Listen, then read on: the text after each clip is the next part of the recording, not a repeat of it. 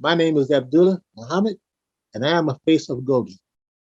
I was so very happy when you reached out to say hello. And it just thrilled me to no end to hear a little bit about your Gogi journey and how you were starting Gogi groups there and then getting out and you living a life of service.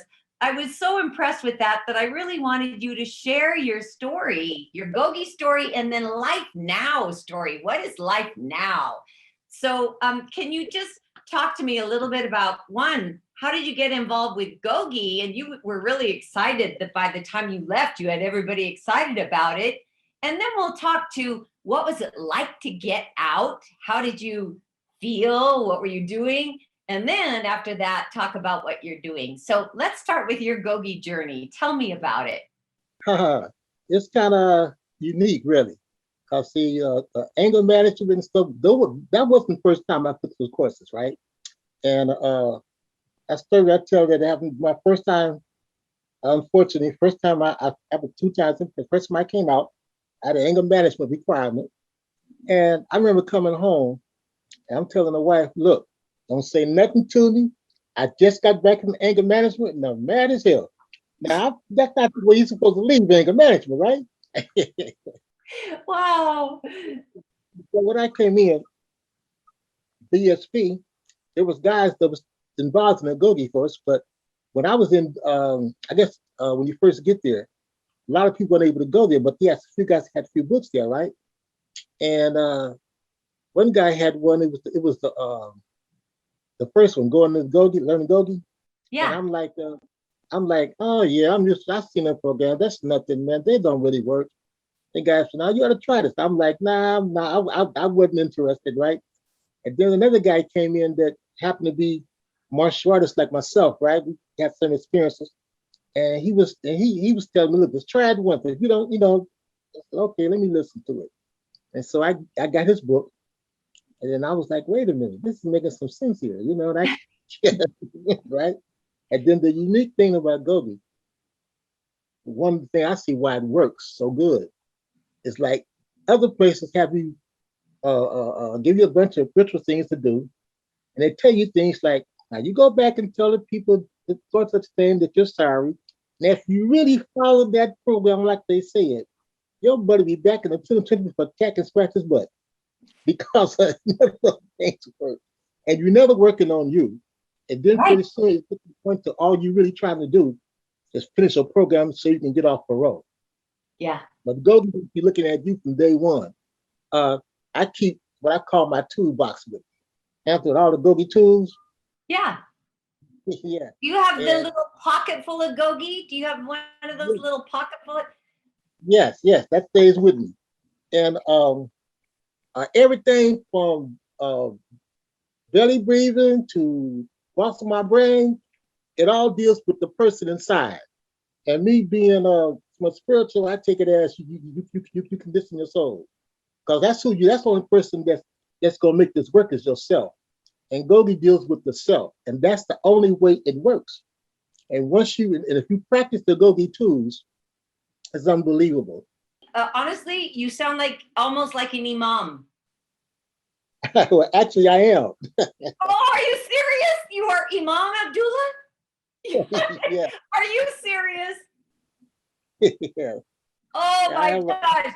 Because the way you were speaking was from such a profound spiritual sense of awareness.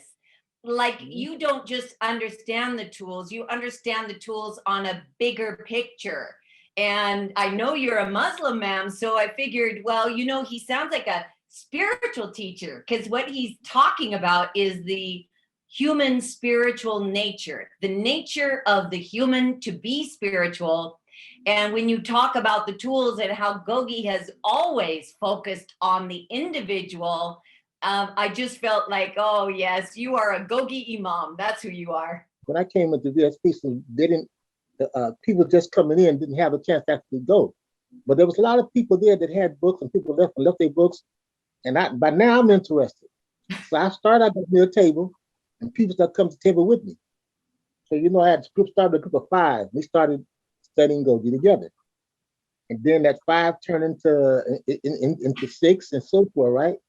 And Yes. then by the time I left there, it's like a crew of 8. Then I went to CMF. CMF didn't they didn't have the GOGI program going there, right? And so, but there were some people that are familiar with it. And so my little dorm, I started once again. I got the day on the table and see where we can get going, right? Before we had to take it out from the table to the yard, and we had about 25 people. And Wow, I was you had 25 people at this point engaged in your Gogi group? yes, I was trying to. I never made it to a peer council. That's what I was trying to do because I was told I become a peer council. I got something to go to the Mac West with, and maybe I can get Gogi in, right? But I didn't get that far. But we had a group, and the good thing about it is that everybody in the group, since they was already incarcerated, they was doing this not because somebody made them do this. You see, at places where Gogi is, you can get points for and whatnot. Some people are there because they actually benefiting, and some because they see a way out. But Sure. here, Gogi wasn't part of a CMF system. See, so you only came to Gogi because you wanted to do something for yourself. And we had guys there that been down a long time, and the system got it's a false society that quits all kind of nonsense. And Gogi was your way out, even in here. I mean, it was your way out inside. Gogi helped prepare you to get out. You have kids in Minnesota. You're kind of, this is a whole new world. And you get out during COVID, right? Or near COVID. COVID, and really wasn't nothing going on out here for me at the time. And then when I came out, one of the guys that I was working with in Gogi, right? He knew somebody, and that's how I found my place. And then I started putting things in order. I got my little support coming and stuff from nature. And I got my phone with my kids. I'm in contact with them through the telephone. And they was like amazed because of certain changes, right? They hear it in my voice and stuff, right? And it was weird because my problem was at the time was I was never into crime with them, but I had a temper. And the temper always got me into trouble. And being a martial artist with a temper is not good. Right. And they was amazed how my reaction to certain things was. Certain things come out, I didn't react the way I normally would and whatnot, right? Now you're settled into this life that is called the free world. What is life like for you? And what inspired you to reach out and connect with me again?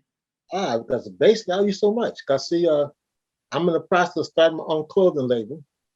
Now the way I got that is, see, because I could taught myself how to sew, but I went to school and learned the fashion merchandising design, a 5-year course I learned in a few months and graduated because of the way I studied with Gogi. Um, I've taken another course. It takes so many years to go, which I'll be through in a few more months. That I'll be considered a professional tailor again, using the way that Gogi taught me how to study. See, so just getting that trade down, Gogi is responsible for that. I And love then that. That is so, and that's what we aim to do. We don't want everybody to be the same. We want everybody to be different and unique, and we want these tools to help them be their unique self. So if these tools help you be a better tailor and a designer of clothing and a better Muslim, a better teacher, a better imam, I could think of no greater success. That is exactly in my heart what Gogi is about, helping every individual be their very, very best. And you saying that it helped you on reentry, that it helped you with your tailoring courses, that just warms my heart because that's always been the mission and vision is let's find the individual and let them be unique, different, inspired, helpful, loving. I just see a beautiful world if we can spread these tools more.